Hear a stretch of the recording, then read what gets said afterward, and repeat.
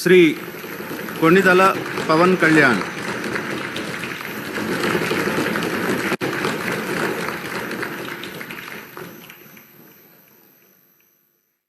కొణిదల పవన్ కళ్యాణ్ అనే నేను శాసనసభ సభ్యుడిగా ఎన్నికైనందున శాసనం ద్వారా నిర్మితమైన భారత రాజ్యాంగం పట్ల నిజమైన విశ్వాసం, విధేయత చూపుతానని, భారతదేశ సార్వభౌమాధికారాన్ని, సమగ్రతను కాపాడుతానని, నేను స్వీకరించబోయే కర్తవ్యాన్ని శ్రద్ధాశక్తులతో నిర్వహిస్తానని దైవ సాక్షిగా ప్రమాణం చేస్తాను.